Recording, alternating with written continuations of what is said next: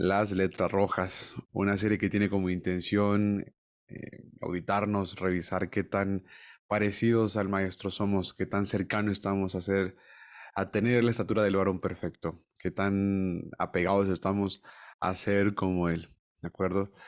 Sabemos perfectamente que a pesar de que se haya hecho carne y haya habitado entre nosotros y la tierra haya visto su gloria, gloria como del unigénito, no es como nosotros, no es como uno. Él nunca pecó, él nunca se equivocó, ¿de acuerdo? Y esa parte nos debería alentar para intentar ser más como él. Estamos en el capítulo número 21 de Mateo. Hemos visto ya por bastantes episodios todo lo relacionado a este varón perfecto, sus palabras, sus reacciones, su personalidad, su carácter, sus cualidades, sus rasgos, y nos hemos dado cuenta que es increíble para el humano de verdad tener todo esto reunido. Sin embargo, nos imparte un precioso regalo y nos muestra prácticamente lo que deberíamos aspirar a ser. El día de hoy traemos cuando el Mesías entra a Jerusalén. Ven conmigo a leer Mateo 21 y capítulo 21, perdón, y versículo número 1. Dice, cuando se acercaron a Jerusalén y vinieron a Betfagé, al monte de los olivos, Yeshua envió dos discípulos, diciéndoles, id a la aldea que está enfrente de vosotros, y luego hallaréis una asna y un pollino con ella. Desatadla y traédmelos. Y si alguien os dijere algo, decid, el Señor los necesita, y luego los enviará. Todo esto aconteció para que se cumpliese lo dicho por el profeta, cuando dijo, decid a la hija de Sión, he aquí, tu rey viene, manso y sentado sobre un asna, sobre un pollino, hijo de animal de carga. Y los discípulos fueron e hicieron como Jesús les mandó. Y trajeron el asna y el pollino y pusieron sobre ellos sus mantos. Y él se sentó encima. Y la multitud, que de hecho era muy numerosa, dice, tendía sus mantos en el camino, y otros cortaban ramas de los árboles y las tendían en el camino.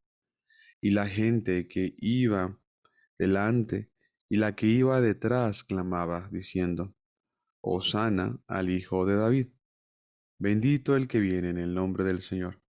Hosana en las alturas. Cuando entró él en Jerusalén, toda la ciudad se conmovió, diciendo, ¿quién es este? Y la gente decía, este es Jesús el profeta. Jesús el profeta de Nazaret de Galilea. Y bueno, solo vamos a analizar esta sección por ahora. Sin embargo, es una sección muy interesante, puesto que vamos a darnos cuenta la forma en la que solicitó esta alta y su pollino. ¿De acuerdo? Les quiero pedir que regresemos un segundo al versículo número 1. Vamos a analizar un poco mejor la situación y sobre todo, como hemos aprendido, sus palabras. Y empieza diciendo que cuando se acercaron a Jerusalén y vieron a Betfagé al monte de los olivos, Jesús envió dos discípulos.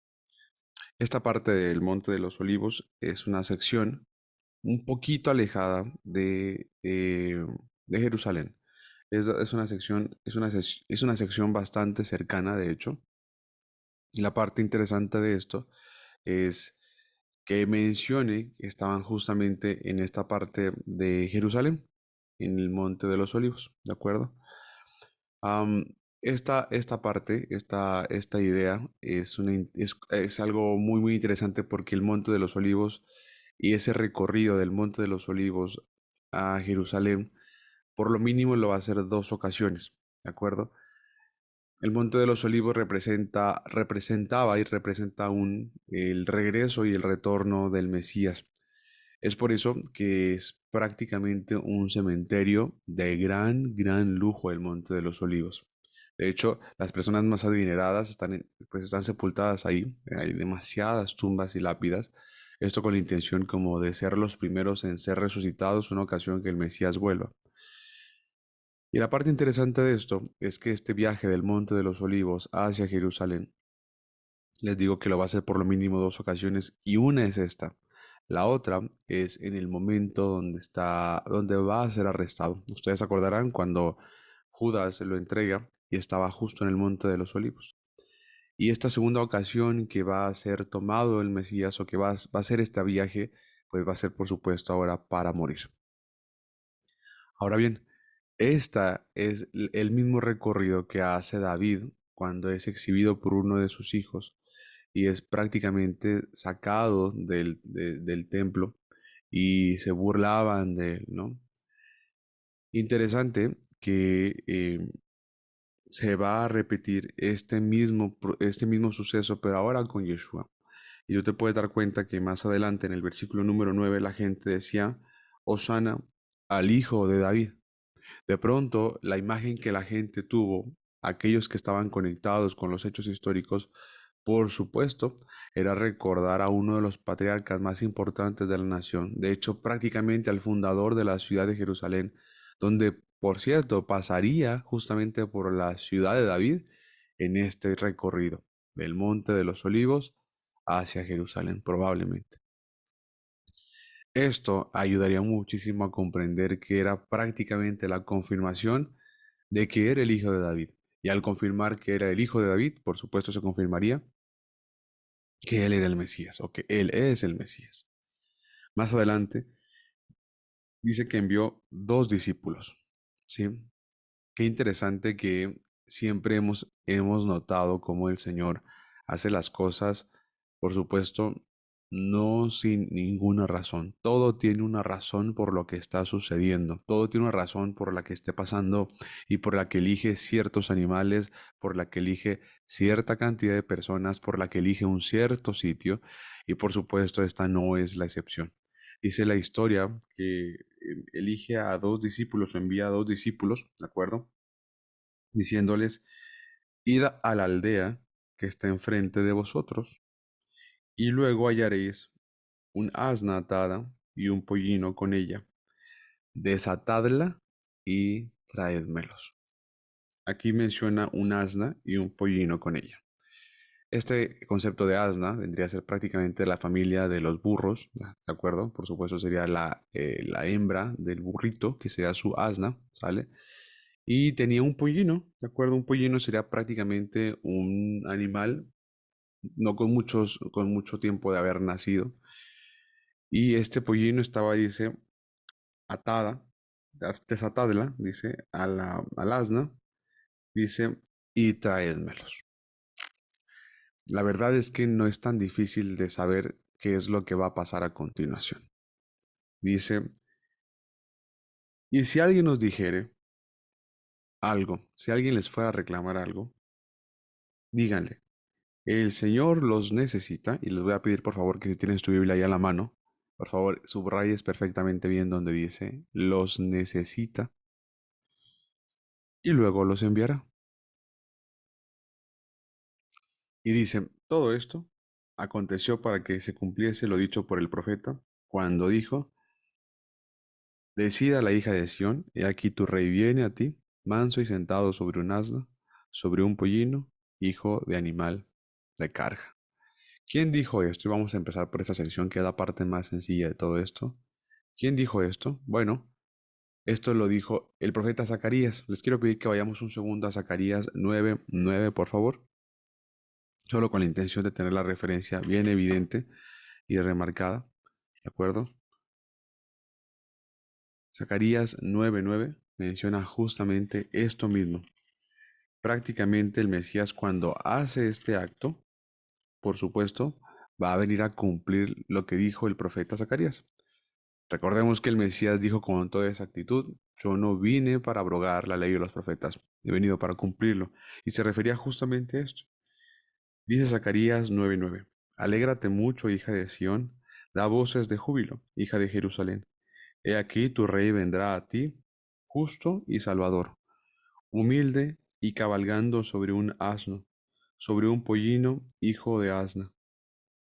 Dice, y de Efraín destruiré los carros, y esta parte es bien importante, de Efraín destruiré los carros y los caballos de Jerusalén, y los arcos de guerra serán quebrantados, y hablará paz a las naciones, y su señorío será de mar a mar, y desde el río hasta los fines de la tierra. Voy a leer hasta ahí, ¿de acuerdo? Pero dice claramente, tu rey vendrá a ti, escucha esto por favor, tu rey vendrá a ti, Jerusalén, justo y salvador, humilde y cabalgando sobre un asno, sobre un pollino, hijo de asno.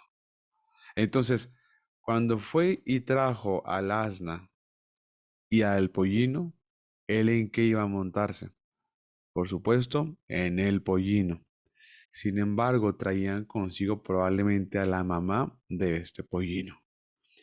Le voy a ser bien honestos y es algo que yo nunca había logrado notar con puntualidad. Siempre había pensado que solo era un asna la que le habían llevado, o solo había creído que un pollino, pero nunca había entendido que eran dos animales que le habían llevado al Mesías. ¿Hay alguien más de aquí que apenas hasta ahora se está dando cuenta que son dos animales que le habían llevado al Mesías? Ya veo algunos de mi clan, de mi equipo. Y voy a confesarles que me dio un montón de vergüenza, pero más gusto me dio saber que logramos llegar al punto de poder notarlo.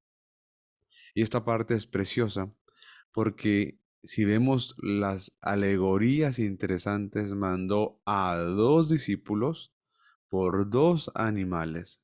Cuando él va a necesitar ambos animales, y dice, si alguien les pregunta algo, díganles, el Señor los necesita y a un momento los devolverá. No hay problema, ¿sí? Entonces, el Mesías viene y cumple y dice, viene rey como rey, dice, vendrá a ti justo y salvador, humilde y cabalgando sobre un pollino, hijo de asno. Vamos a dar algunos pasos hacia atrás y vamos a entender que esta entrada a Jerusalén es prácticamente unos 5 días, 4 días aproximadamente antes de morir. El Mesías entra a Jerusalén y te voy a ser bien honesto, si nos pudiéramos poner a pensar, ¿en qué otra parte ves que el Mesías está cabalgando algo, está montado en algo? No, el Mesías regularmente no lo ves cabalgando sobre nada. Y en esta ocasión el Mesías está cabalgando sobre un pollino de asna, ¿de acuerdo? Y esta vez lo hace, y lo hace con una entrada triunfal preciosa y enorme y evidente, y con algarabía y con atención, y con estas palabras de Hosana. Pero qué interesante que ahora lo hace, y cuando lo hace para morir. Qué interesante que la única ocasión donde aparentemente recibe honores y gloria y atención y alabanzas es justo antes de morir.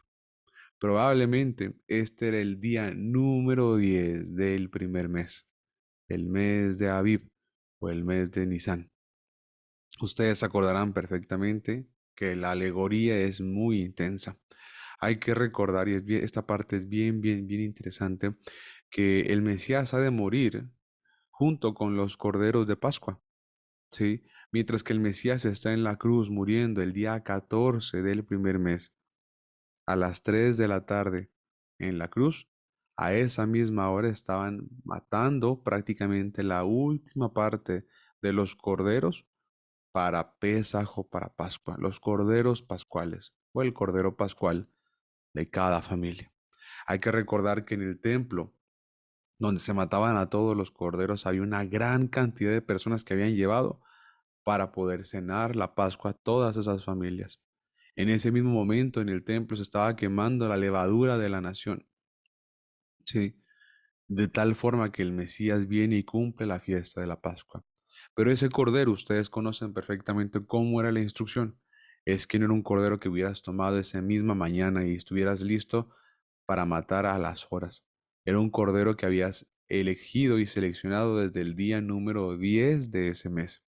Entonces había de correr el día 10, el día 11, el 12, el 13 y el 14. 5 días antes de morir ese cordero, antes de entregar ese cordero, debías haberlo elegido y por supuesto haberlo estado observando. De tal forma que el Mesías, al entrar a Jerusalén 5 días antes de morir, prácticamente está siendo el cordero que entre en la casa, ¿sí?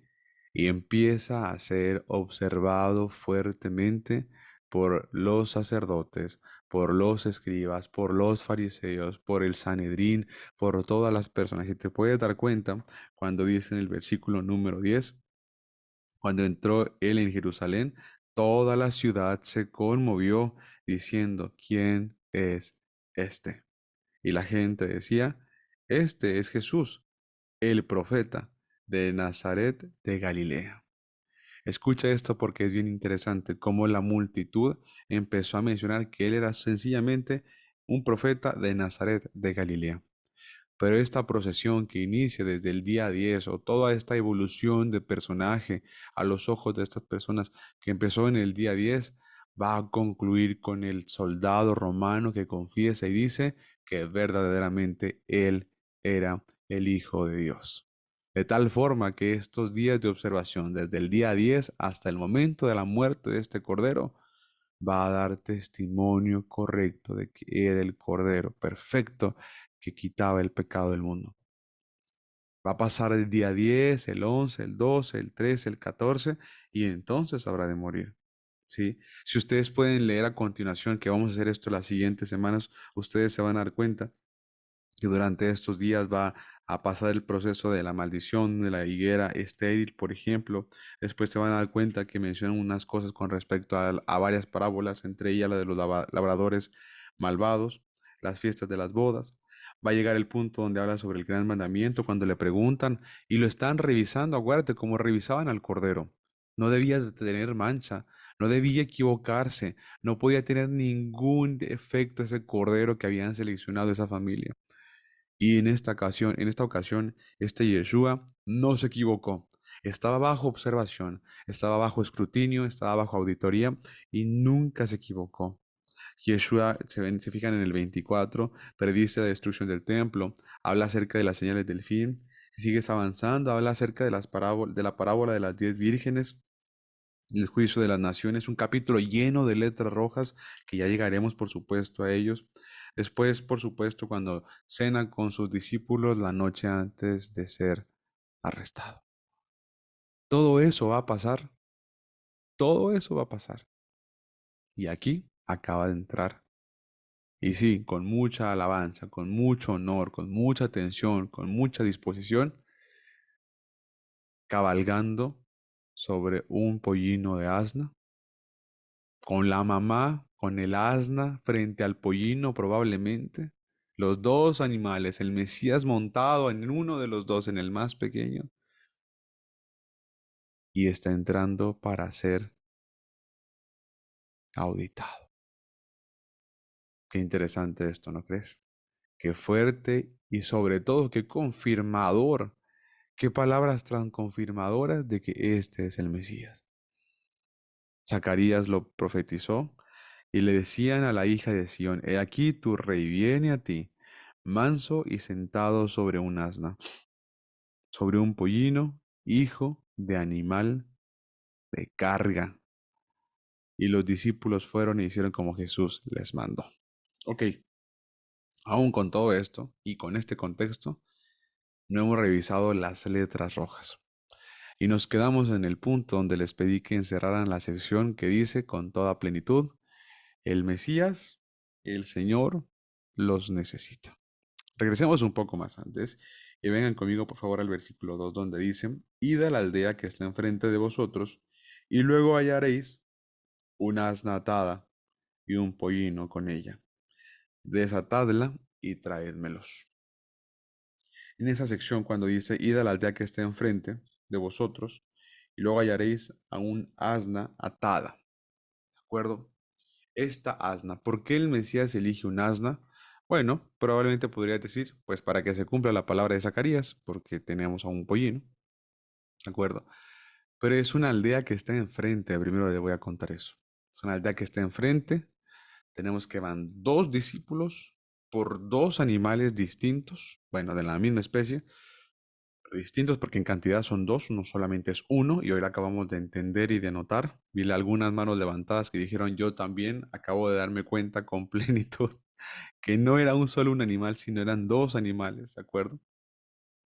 Pero la pregunta es, ¿por qué un asna?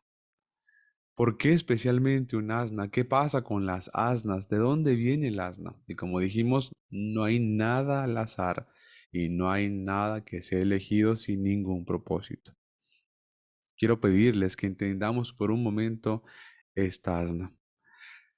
Si viéramos prácticamente que son dos y manda a dos discípulos y manda a dos de sus seguidores o dos de sus alumnos por dos animales, ¿qué les hace pensar el dos? El dos, regularmente que hemos visto por todas partes, ¿en dónde lo tomamos en cuenta? ¿De dónde nace el dos? Por qué siempre hay dos? ¿De dónde proviene eso? ¿Sí? Me gustaría saber ustedes qué piensan, que está bastante fácil la respuesta, pero del 2, ¿de dónde lo obtenemos? ¿De dónde lo obtenemos? Cuéntenmelo, por favor. Claro, por supuesto, siempre el 2 va a tener todo que ver con todo lo relacionado a las dos casas de Israel. ¿De acuerdo? La parte interesante de esto es que en esta ocasión no es la excepción. La verdad es que tiene todo que ver con las dos casas de Israel. Les quiero pedir que vengamos, por favor, todos juntos a Jeremías capítulo 3, ¿de acuerdo? Y esta parte está bastante interesante. Vean conmigo a Jeremías capítulo 3. No pierdan Mateo, por favor.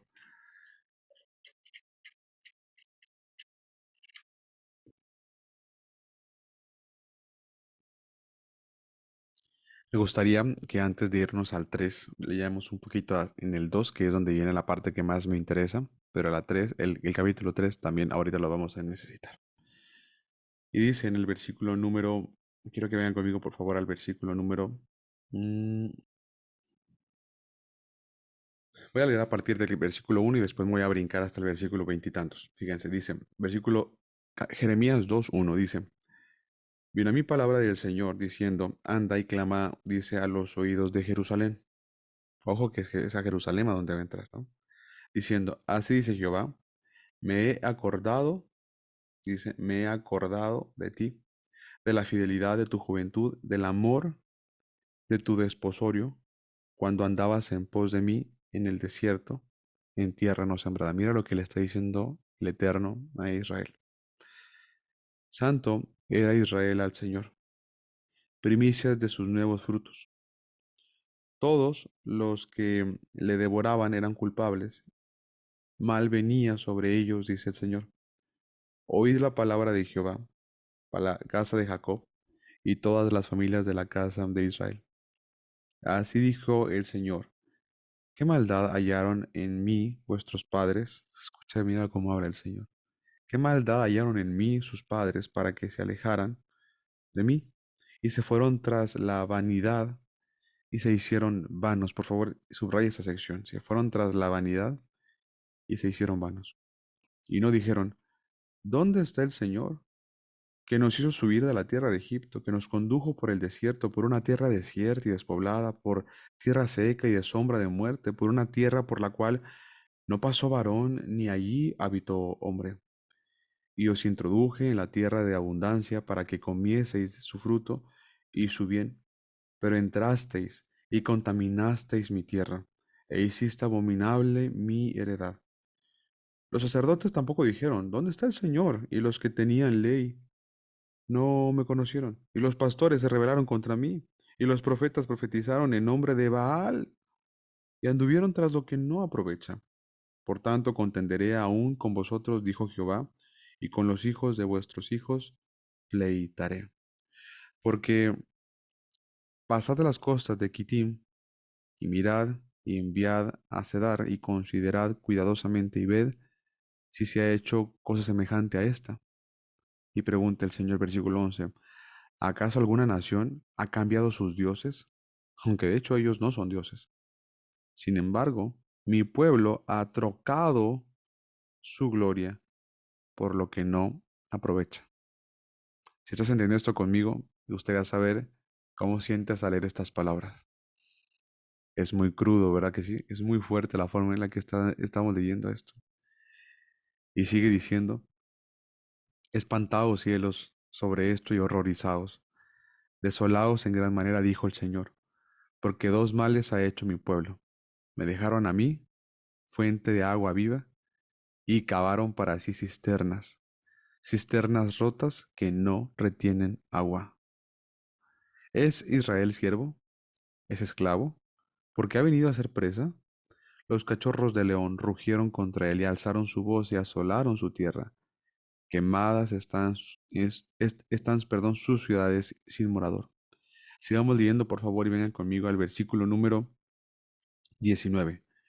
Tu maldad te castigará y tus rebeldías te condenarán. Sabe pues y ve cuán malo y amargo es el haber dejado al Señor tu Dios y faltar mi temor en ti, dice el Señor Jehová de los ejércitos, porque desde muy atrás rompiste tu yugo y tus ataduras. Escucha esto, desde muy atrás rompiste tu yugo y tus ataduras y dijiste, no serviré. Con todo esto, sobre todo collado alto y debajo de todo árbol frondoso te echabas como ramera. Te planté de vid escogida, simiente verdadera, toda ella. ¿Cómo pues te has vuelto sarmiento de vid extraña? Aunque te laves con lejía y amontones jabón sobre ti, la mancha de tu pecado permanecerá aún delante de mí, dijo Jehová el Señor. ¿Cómo puedes decir, no soy inmunda? ¿Nunca anduve tras los Baales? Mira tu proceder en el valle. Conoce lo que has hecho.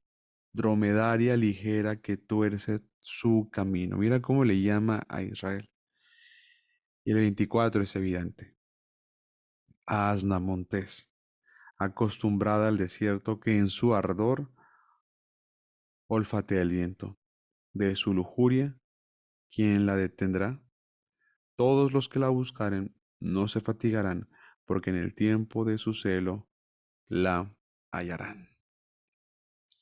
Ya entendemos por qué la elección de un asna, porque esta asna representa con toda claridad la actitud de Israel. El asna, como esposa del burrito, tiene la misma cualidad del burrito. ¿Y cuál es esta cualidad del burrito? De siempre ser muy lujurioso. Al burrito se le van los ojos cuando ven las asnas y no hay nada que los detenga de su apetito, de su impulso sexual, de su impulso de apareamiento. Los instintos más bajos del burrito se logran notar ahí. Bueno, perdón, no son los instintos más bajos, son los instintos del animal. Ahora les hago una pregunta. Que el asna, que el burrito tengan este impulso de apareamiento tan pronto se ven, este impulso de siempre estar cerca y de estarse apareando, de estar copulando, ¿está mal para que un burrito lo haga? ¿Es decepcionante que un burrito, un animal, sea así? La respuesta exactamente, mi querido Álvaro, no, no es decepcionante. Es completamente natural e instintivo que un burrito sea así. Lo que está mal es que Israel se comporte como este burrito, donde nada la detenía. ¿Por qué el Señor compara a Israel con esta asna montés? ¿Qué es esta asna montés? Probablemente en alguna versión que ustedes tienen no menciona asna montés. Lo que menciona probablemente podría ser asna indómita. ¿Qué significa eso? Asna indomable. Es una asna salvaje, donde nadie la ha domado. Es una asna que podríamos decir quiere ser de todos, pero no es de nadie. Quiere estar con todos de una forma y una connotación, pues copulativa, pero no quiere quedarse con nadie. Quiere participar con todos, pero no someterse a ninguna persona, a ninguna pareja. Más adelante, el mismo Jeremías la va a comparar prácticamente como con una prostituta. Oseas, ni se diga, va a comparar a Israel con una prostituta todo el tiempo y todo el capítulo, todo el libro de Oseas. ¿Y por qué Israel es comparada con una prostituta? Porque ustedes conocen que el Señor fue muy claro y determinante con esta nación cuando le decía, todo lo que necesites, búscalo conmigo, yo seré para ti como tu esposo. Si tienes hambre, yo te voy a alimentar. Si tienes sed, yo te voy a dar de beber. Si tienes frío, yo te voy a cubrir. Si tienes calor, yo te voy a hacer que no tengas calor. Si de pronto el sol te fatiga, pues no te va a fatigar. Si vas a caminar por largo tiempo, tu calzado ni tu ropa se va a desgastar. Si tienes deseo de carne, ven y pídemelo a mí. Si vas a pelear batallas, yo voy a pelear por ti. Solo necesitas serme fiel, les decía el Señor. Y aprendamos una lección con respecto a todo esto, mis estimados amigos. El Señor no espera de ti perfección. El Señor no esperaba perfección de Israel. Lo que el Señor buscaba que Israel produjera y emanara era fidelidad. Escucha esto muy bien. El Señor no buscaba perfección. El Señor anhelaba frutos de fidelidad. Porque con la fidelidad del Señor puede trabajar, porque con fidelidad el Señor puede producir santidad, porque con fidelidad el Señor va a producir consagración, porque con fidelidad el Señor va a perfeccionar. ¿Qué es fidelidad? Es estar escuchando, es estar a sus pies, es venir a escucharlo, es venir a pedirle, es venir y ponerse a disposición. Eso es fidelidad. Pero ¿qué hace Israel cuando de pronto quería? Buscaba con otras naciones. Y lo podemos notar, de verdad, con toda amplitud lo podemos notar. En Primera de Reyes se menciona exactamente que Israel, cuando vieron y fueron atacados por los asirios, en lugar de pedirle ayuda al Señor, le pidieron ayuda a So, el rey de Egipto. Escucha esto. Imagínate que tu esposa fuera con tu vecino a pedirle de comer. Imagínate que tu esposa, imagínate, mi querido Habacuc, imagínate Álvaro, Javier, imagínate Luis Lorenzo, que tu esposa va y le pide al vecino una cobija porque tiene frío en las noches. La cama que comparte contigo, ¿aceptarías eso? Es algo impensable. Bueno, Israel lo hacía con las naciones. Israel no solo pedía con las naciones, Israel iba y se entregaba a las naciones. Israel no pedía nada para ella, Israel se ofrecía a las naciones. Ezequiel 32 establece la idea que, que se enamorarían de los babilonios. Dice que se deslumbrarían por la fuerza y el poder y por la vanidad de los babilonios y que se entregarían a ellos como si fuera una prostituta. Y de hecho dice, las prostitutas por lo mínimo cobran. Israel paga. Israel se entrega y paga para que vengan y hagan en ella cualquier tipo de atrocidades. Y eso es una cosa muy fuerte porque es como esa asna que solo está enfocada y de verdad muy capturada, y voy a utilizar esta palabra, muy intoxicada por esta necesidad sexual. Esta necesidad sexual es una necesidad de la que muchos de nosotros como hombres alguna vez o aún en estos días padecemos. Es una necesidad que el apóstol Pablo incluso la mencionaba y decía que algunos de los hombres vivían quemándose y por eso recomendaba que mejor se casaran. Pero dejando esa parte de lado porque tiene algo muy funcional y no voy a entrar en ese tema ahora. La parte fuerte de esto es que Israel quería ser de todos, quería estar con todos, pero no quería ser de nadie. No quería casarse con ningún otro. Y el que la amaba, el que la anhelaba, el que prefería a Israel por encima de todo, el que había traído gloria a Israel, el que había adornado a Israel, el que había prestado su vida para Israel, el que había entregado su vida por Israel, estaba siendo ignorado, estaba siendo rechazado y le estaban siendo infiel. Esta asna indómita es una asna en la que, como les digo, quiere ser de todos, pero no es de nadie. Quiere que todos le hagan, pero ella no quiere pertenecer a nadie. Esta asna indómita, esta asna rebelde, es una asna donde nadie la ha montado, pero todos la han montado al final de cuentas. Pero no quiere ser de nadie. Ha sido ultrajada, ha sido violada, ha sido abusada, exactamente igual que Gomer, la esposa de Oseas. ¿Se acuerdan de la historia, cierto?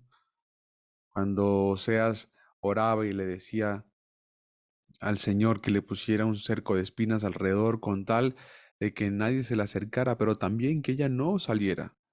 Porque esta Gomer representa perfectamente esta cualidad de Israel de salir todo el tiempo y buscar a sus amantes. Bueno, la parte interesante de todo esto y con toda esta suciedad, te quiero preguntar antes de avanzar, ¿alguna vez te has sentido o alguna vez que ahora que estamos estudiando esto, has considerado que de pronto has actuado como esta asna indómita? ¿De casualidad ha habido alguna actitud en ti que te haga de pronto parecerte y adoptar esta actitud como de asna salvaje? Esta asna montesa dice que en su ardor olfatea el viento de su lujuria, ¿quién la detendrá? ¿Alguna vez has sentido que a ti te ha pasado así o que te has comportado como esta asna montés? Porque si es así, la parte esperanzadora de todo esto, quiero pedirte que regreses conmigo a Mateo, por favor. Es justamente eso que el Mesías mencionó en Mateo capítulo 21 y versículo 4, versículo 3, perdón, cuando dice, y si alguien te dijere, el Señor, y si alguien te dijere, perdón, algo, cualquier cosa que te reclamare cuando estén desatando a esa asna, decidle, el Señor los necesita y luego los enviará. O sea, mis estimados amigos, si pudiéramos mantener la alegoría, ¿qué está diciendo el Señor? Bueno, con todo y lo montés e indómita que es, con todo lo rebelde que es esa asna, el Señor dice abiertamente, díganles que yo los necesito. Así como dicen, díganles que yo lo necesito, que después lo va a regresar. Pero háganle saber que yo, así como está esa asna y su pollino, los necesito y después los voy a devolver. ¿Sí? Jeremías capítulo 31, llegaremos ahí al final, dice con toda plenitud que los que estaban perdidos, los que habían sido llevados cautivos, allá estando afuera, darían a luz y regresarían algunas hasta embarazadas. Este pollino, hijo de esta asna, representa exactamente que esta asna montés, acostumbrada al desierto y completamente lujuriosa, tuvo un bebé. ¿Y dónde? Dentro de la ciudad, en Jerusalén, en casa. No, dice que fueron y buscaron esta en la aldea de enfrente. Estaba fuera de la ciudad. Y allá estando fuera de la ciudad tiene un pollino. ¿Y qué dice el Señor? Pues con todo, hijos, con todo y que estés embarazada, con todo y la pierna quebrada, con todo y que estés ciega, díganles que lo necesito. Así lo necesito. Tráiganla a casa. Tráiganla para acá. Esa asna montés que aparentemente nadie ha podido montar. Esa asna montés que nadie aparentemente ha podido doblegar o se ha dejado dominar. Esa asna montés que está atada allá afuera. ¿Qué le dijo a dos de sus discípulos? Desátenla. Así, desátenla y tráiganla junto con su pollino. Si alguien les dice algo, díganles que el maestro lo necesita. Punto. El maestro lo necesita. Después lo devuelve. Miren con qué propiedad habla el Mesías, con qué certeza sabe cómo va a estar el pollino atado, y no es tan difícil de saberlo, porque venía desde la profecía atada esa asna salvaje. ¿Y qué hace cuando la ve? ¿Qué hace cuando ve a esa asna? ¿Qué hace cuando ve al pollino?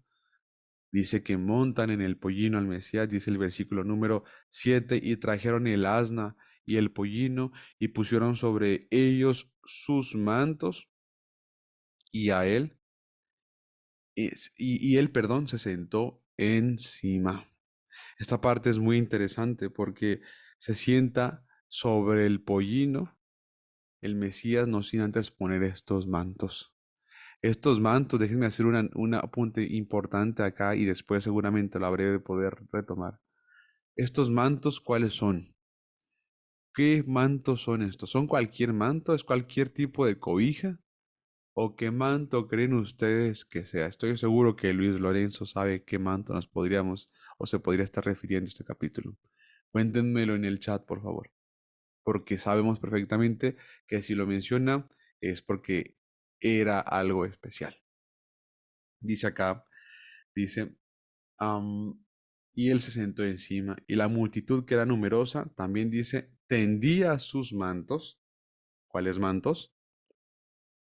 La multitud tendía sus mantos en el camino, y otros cortaban ramas de los árboles y las tendían en el camino.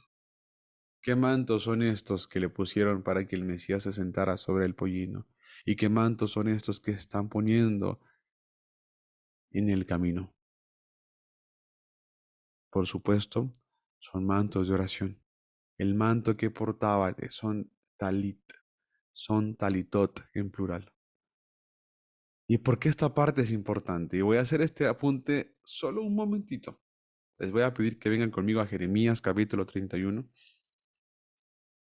Lo vamos a tocar 3 veces. Esta es la segunda vez que estoy tocando Jeremías 31.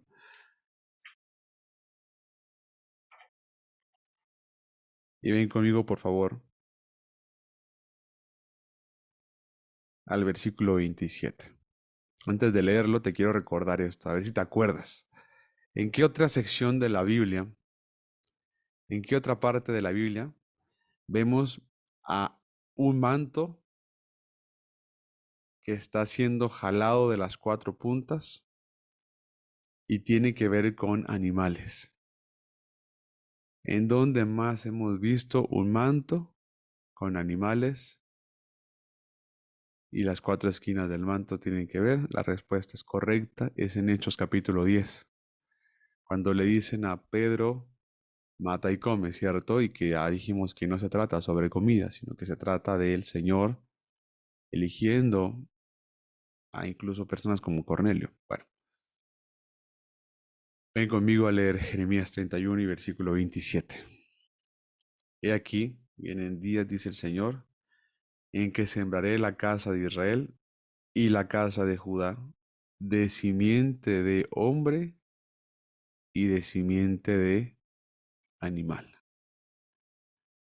Y así como tuve cuidado de ellos para arrancar y derribar y trastornar y perder y afligir, tendré cuidado de ellos para edificar y plantar, dice el Señor. ¿Qué les dice esta simiente de hombre y esta simiente de animal mezcladas? ¿Qué, qué nación?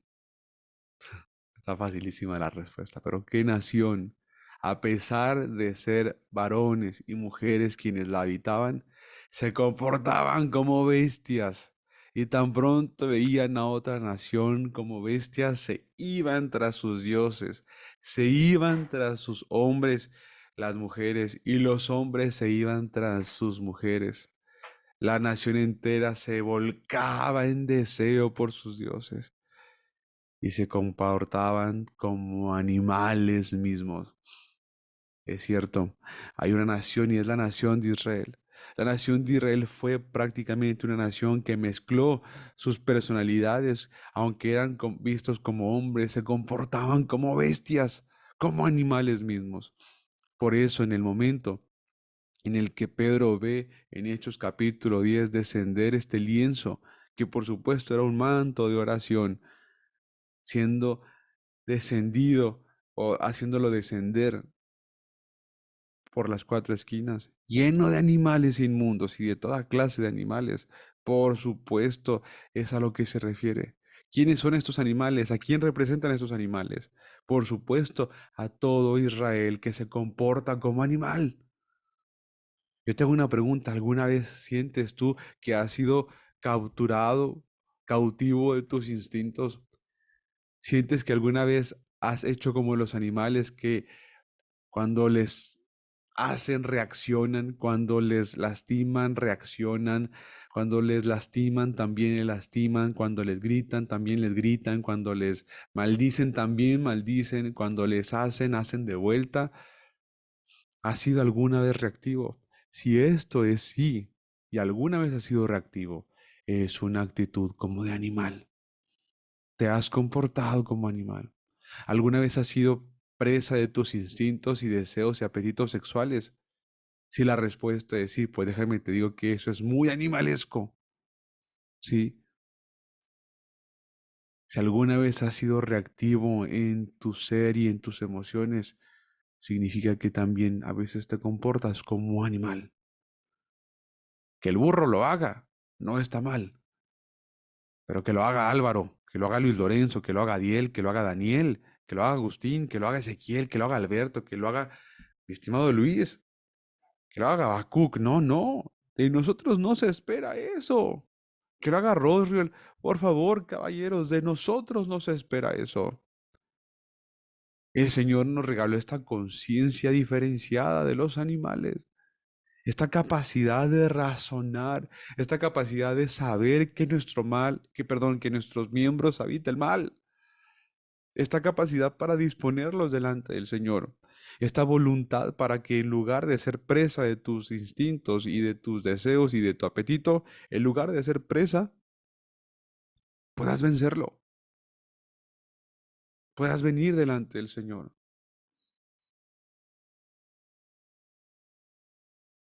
Cuando el Mesías lo sientan sobre mantos y ponen encima del animal un manto y ponen por debajo otros mantos. Por favor, entendamos la relación, es preciosa y precisa. ¿Qué representan las esquinas y los listones que están colgando de las esquinas de los mantos? Los mandamientos mismos. Los tzitzit que cuelgan de las cuatro esquinas representan los mandamientos mismos. Esto lo puedes encontrar mucho mejor en Números, cuando dice que en los bordes de sus ropas pondrían hilos de azul que les recordarían a los mandamientos. Con todo esto, mis queridos amigos, el Señor dijo con claridad, tráiganlos, yo los necesito. ¿Qué tan asno eres? ¿Qué tan animal eres? ¿Qué tanto hay de ti que aún es reactivo? ¿Qué tanto hay de ti que aún es, ya sé? Veamos lo que dice Gálatas. Gálatas nos va a dejar entender cómo es que es la naturaleza animal, cómo es la naturaleza de esta asna. Ven conmigo, por favor, a Gálatas capítulo número 5. Ven conmigo a Gálatas 5. Déjame saber de esto, ¿cuánto haces shake? ¿Cuántos dices que sí y cuántos dices que ya no? Vamos a ver cómo salimos de esta. Ven conmigo a Gálatas 5, por favor, en el versículo 16. Y mira nada más de lo que va a tratar esta sección. Versículo 16 dice, digo pues, andad en el espíritu y no satisfagáis los deseos de la carne. ¿Qué es los deseos de la carne? Puro animalito, ¿eh? Puro animalito. Ya sabemos, el burrito lo hace. ¿Está mal? No, no está mal.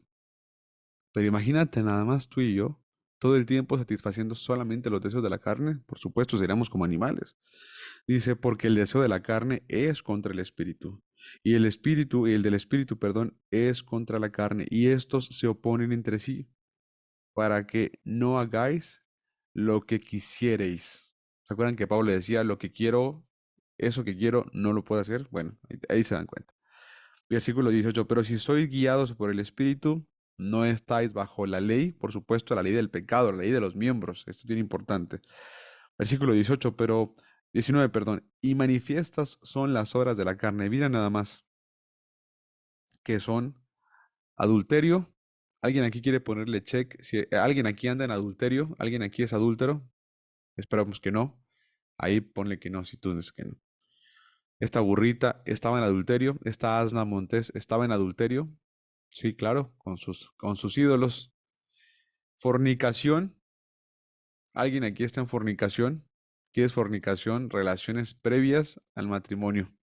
Fornicación. Inmundicia. ¿Alguien aquí anda en inmundicia? Lascivia. Idolatría. Ya sabemos que idolatría es todo aquello que te envuelve que no es el Señor y le prestas atención. Hechicerías, enemistades, pleitos, celos, iras, contiendas, disensiones, herejías, envidias, homicidios, borracheras, orgías y cosas semejantes a estas, perdón, acerca de las cuales os amonesto, como ya lo he dicho antes, que los que practican tales cosas no heredarán el reino de Dios. Esto es lo que hacía esa asna montés. Eso es a lo que se dedicaba, es a lo que ponía atención, es a lo que prestaba su deseo. Y te digo una cosa, para ejecutar esta personalidad carnal, no necesitas nada, no necesitas hacer nada, solamente ponlo en neutral y verás cómo vas perfectamente haciendo esto. Pero cuando tienes todos estos apetitos siendo satisfechos, por supuesto, la parte espiritual está bien muerta. Sin embargo, dice el versículo 22, cuando el espíritu está avanzando, dice que produce un fruto que es amor, gozo, paz, paciencia, benignidad, bondad, fe, mansedumbre, templanza, contra tales, perdón, cosas no hay ley. Versículo 24, pero los que son de Cristo han crucificado la carne con sus pasiones y deseos. Si vivimos por el Espíritu, andemos también por el Espíritu. No nos hagamos vanagloriosos, irritándonos unos a otros, envidiándonos unos a otros. Hermanos, si alguno fuera sorprendido en alguna falta, vosotros que sois espirituales, restáurenle con espíritu de mansedumbre, considerándote a ti mismo, no sea que tú también seas tentado. Sobrellevad los unos las cargas de los otros y cumplid así la ley de Cristo. Porque el que se cree ser algo, no siendo nada, así mismo se engaña. Y podemos seguir leyendo. Y esta es la cualidad de progreso de esa asna. Ya no se comporta como asna. Crucificó con el Mesías sus pasiones, sus deseos carnales. ¿Está mal ese? No, no. ¿Se acuerdan que vimos la semana pasada todo lo relacionado con los deseos que son necesarios? Con el deseo de placer necesario. Claro que se necesitan. Se necesitan para tu esposa, se necesitan para tu propia familia, para tu mujer. Por supuesto que sí. Y entonces, ¿qué pasa con todo esto? Entran en un estado de funcionalidad, en un estado de satisfacción del placer. Y esta parte es bien, bien propia. Pero para eso se requiere con toda certidumbre estar siendo bien conscientes y siendo de verdad como lo que dijimos en la oración, personas que entregan sus miembros en sacrificio vivo, santo, agradable, como dice Romanos 12, que es un culto emocional, que es un culto visceral, con las vísceras, con las emociones, que es un culto reactivo, que es un culto de pronto sentimental, ¿no? Dice que es un culto racional, algo que los animales no tienen. La burrita, el asna, no tenía eso, pero le nació un pollino que puede restaurarlo todo. Y es el que el Mesías eligió para poder montarlo. No te olvides esto. A pesar de todas las cualidades negativas de esta asna, el Mesías dijo a plenitud, díganles que el Mesías, que el Señor los necesita. No importa qué tan burrito hemos sido nosotros, no importa qué tan asnos hemos sido nosotros, Él sigue diciendo lo mismo.